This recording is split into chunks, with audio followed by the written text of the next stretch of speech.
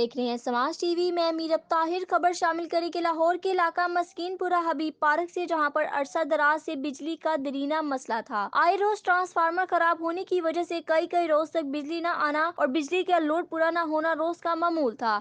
इलाके के घरों की इलेक्ट्रॉनिक्स चीजें खराब होना भी रोज का मामूल बन गया था।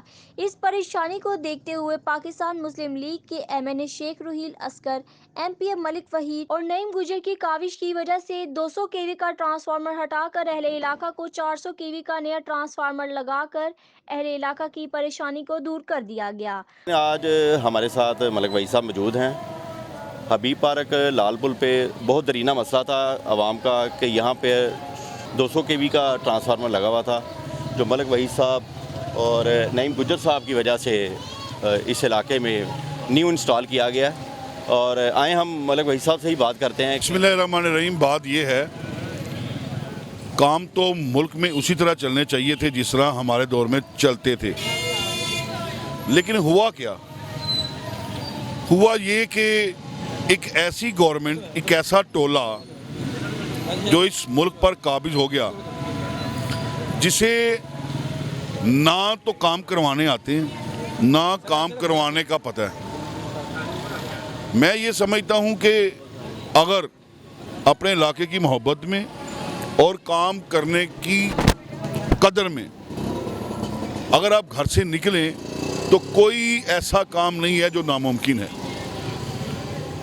मैं चूँकि यहाँ पर इस हल्के से इलेक्शन लड़ा, जीता, और जिस तरह आपको पता है फंड्स की कमी की वजह से हमारे ऊपर जो फंड की पाबंदी है, हमें 1 रुपया फंड नहीं दिया जाता, लेकिन इसके बावजूद हमें जो वो काम जो अपने इलाके के लिए फ़ायदेमंद हैं, हमारा इलाका उससे मुस्तफ़ीद होता है, वो हमें काम करना चाहिए।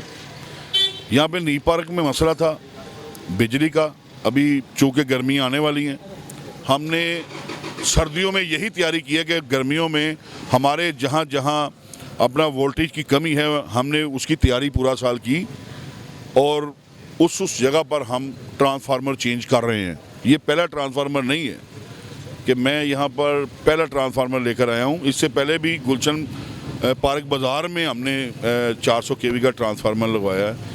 इसके अलावा हमारे तारिक साहब हैं जनरल काउंसिलर, उनके वार्ड में अपना जो है वो 200 का लगवाया। इस तरह अपना 11 केवी की तारें जो इंसुलेटर हैं वो हमने डलवाई, गली में गोले की तारें डलवाई।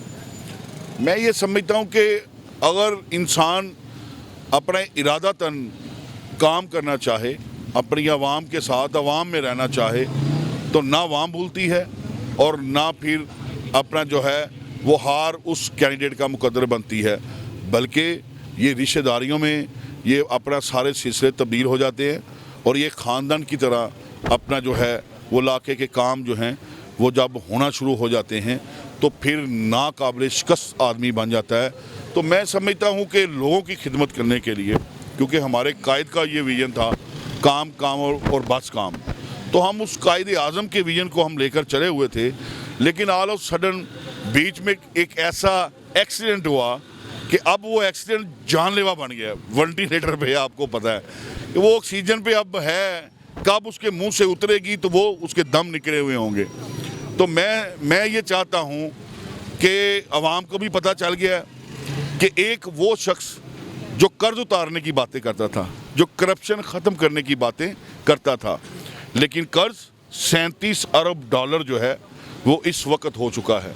कर्ज उतरा नहीं, कर्ज लेकर उतना कर्ज इसने ले लिया कि जब से पाकिस्तान बना है आज तक उतना कर्ज नहीं लिया गया। और मैं ये समझता हूँ कि कोई उसको समझाए कि कर्ज लेकर कभी कर्ज उतरा नहीं करता, कर्ज ना लेकर कर्ज उतरता है। और अगर तुम पिछड़ों को चोर कहोगे और खुद उतना कर्ज लेकर इस पाकिस्तान को धोखा देकर, पाकिस्तान के नौजवानों को धोखा देकर उसकी 1 करोड़ नौकरियों को नगल जाओगे, 50 घरों को, 50 लाख घरों को अगर नगल जाओगे और कोई फैसिलिटी नहीं दोगे, कोई रिलीफ आवाम को नहीं दोगे, अगर तुम बुनियादी चीज़ों को भी इतना महंगा कर दोगे कि खुदकशियाँ करने पर अपना जो है वो लोग मजबूर हो जाएं और लड़ाइयाँ घर घर, यूटिलिटी बिल्स हाथों में लिए, सुई गैस का बिल, अपना बिजली का बिल, पानी का बिल, मैं ये कहता हूँ कि अब जो एक खुटका तारी है, क्योंकि ये जब आया था तो मैं कहता था कि ये कुछ सकूत पैदा ना कर दे कि इस तरह के न्याजी पहले भी आए और उसने सकूत पैदा किया जो मशरकी पाकिस्तान कहलाया। और एक छोटी सी एक ऐड करते जाएं इसमें लॉन्ग मार्च का मुझे नहीं, मैं वो उस पर बाद में आता हूँ। मैंने एक सकूत का मैंने अपना लम्हा फिक्रिया दिया था अपनी कौम को, और मैं आज इस बात को करने में कोई आड़ महसूस नहीं करूँगा कि मसला कश्मीर एक सकूत की बू दे रहा है, और अल्लाह ना करे जल्द अज जल्द इस हुकूमत का खात्मा होना चाहिए और इस सकूत को एक ऐसी ज़रब लगाकर वापस कश्मीरियों के अमन तक, उनके सुख और चैन तक हमें उस लहर को वापस लाना पड़ेगा। अब आपने कहा है कि लॉन्ग मार्च की मैं ये पूछना चाह रहा था, नून लीग की तैयारियां कहाँ तक है? गली मोहल्लों तक तो हमें नज़र आ रही हैं, ठीक है। अब हमें बताएं आगे क्या करना चाह रही है नून लीग? मैं आपको एक बात बताऊं, ये मजमा खड़ा है, मुझे नहीं पता कि इसमें पीटीआई का कौन है और नून लीग का कौन है, लेकिन इन तमाम के चेहरों से ये पता ज़रूर मुझे चल रहा है कि ये सताए हुए लोग हैं। इनके चेहरों पर मुस्कुराहट नहीं है, इनके चेहरों पर मायूसी नज़र आ रही है, और वो मायूसी जो कौमों को तबाह बर्बाद कर देती है। आप रोज़ टीवी पर देख रहे हैं कि टीवी के ऊपर डाके, चोरियां, कत्ल व गारत आगे से कितनी बड़ी है। ये सिर्फ और सिर्फ इसी बात का नतीजा है जो हमने इतने कहर अपना गिराए हैं और इतनी नहूसत इस कौम पर हमने डाल दी हुई है कि जब एक नहूसत के तौर पर हुक्मरान आए, बरकत उठ जाए, हर चीज़ महंगी हो जाए। आज एक कैंसर का मरीज जो है वो अपनी दवाई लेने से भी अपना जो है वो घर बैठ चुका है, और वो सिसक सिसक कर जब मरेगा, जब उसके घर में से एक ऐसा लावा उठेगा जो एक नौजवान की शक्ल में होगा, जो किसी बाप की शक्ल में होगा, किसी भाई की शक्ल में होगा, तो अगर लावा फट पड़ेगा तो इमरान खान उस दिन से डरो। वो दिन ये तफरीक नहीं करेगा कि मेरे आगे वो कोई एमएनए है या एमपी है या वजीर आज़म है। उसका बदला, उसकी आग जो है, जो बदले में बदल चुकी है, वो आग फिर थमेगी नहीं, वो रुकेगी नहीं, बल्कि वो लगेगी और वो इस तरह जलाकर राख कर देगी जो तुम अना और अपनी नफरत इस पाकिस्तान के लिए लेकर आए हो। आपने मलिक वहीद साहब का बात सुनी, उन्होंने कहा कि महंगाई इस कदर तक बढ़ चुकी है कि आम आदमी के चूल्हे ठंडे हो गए हैं। मेरे साथ नईम गुज्जर साहब मौजूद हैं, मुस्लिम लीग नून के इस इलाके के वर्कर हैं। आए हम इनसे बात कर रहे हैं कि जो ट्रांसफार्मर इन्हीं की वजह से चेंज हो रहा है, इनकी बहुत जद्दोजहद है इस इलाके में, और बहुत तरक्याती काम जो है वो नईम गुज्जर साहब करवाते हैं, और जिसका सबूत ये आज आप देख रहे हैं कि 200 केवी का ट्रांसफार्मर था जो 400 में चेंज किया गया है, और ये नईम गुज्जर साहब की काविशों का नतीजा है। आए हम नईम गुज्जर साहब से बात करते हैं। जनाब, मैं ताहिर भाई, अस्सलाम वालेकुम। ये मैं माशाल्लाह इनका बहुत ज़्यादा मशहूर हूँ, ताहिर भाई का, जो ये माशाल्लाह जो मुझसे प्यार करते हैं। ताहिर भाई, अल्लाह ताला इन्हें लंबी ज़िंदगी जनाब।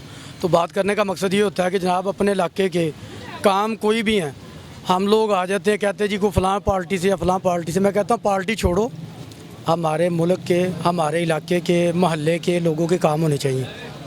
सियासत होती रहती है, लोग कहते हैं जी सियासत करो, मैं कहता हूँ सियासत छोड़ो, अपनी आवाम के काम करो। काम होगा ऑटोमेटिक अल्लाह पाक आपका नाम बनाएगा। तो जब आप काम नहीं करते तो फिर नाम नहीं होते। हमारा ये अल्लाह का शुक्र है, हमारे एमपी साहब हैं, जीते हुए हैं। हमारा पीएमएल नून के शेर है हमारे मलिक वहीद एमपी साहब, तो उनकी मेहरबानी है, उनका मैं शुक्रिया अदा करता हूँ। उनको जब भी मैं कोई काम कहता हूँ अल्हम्दुलिल्लाह मेरा वो काम ऐसे करते हैं जैसे अपने को काम अपने भाई का काम करते हैं। ये उनकी बहुत मेहरबानी है। उन्होंने 400 के भी ट्रांसफ़र मुझे माशाल्लाह पास करवा के दिया है मेरी यूसी में। ये सारे महल्लेदार इसमें माशाल्लाह खुश होंगे। वोल्टेज का मसला ठीक होगा तो ये अल्लाह ताला में बेहतरी आ जाएगी इसमें महल्ले में।